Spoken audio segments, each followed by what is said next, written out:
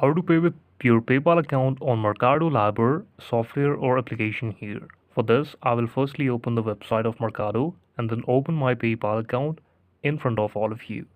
Firstly, click on the send payments option on your PayPal account, and then here in the username section that on which person you want to send the money, you have to enter the email or username for them. Now, how you can simply get it? For this, I will take you to the Google here and then search for the Mercado Live. Is it available on PayPal?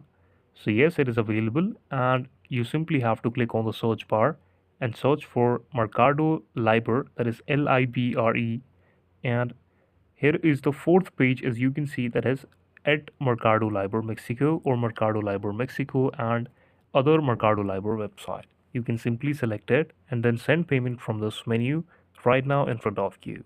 This is all about the video. Thank you so much for watching it.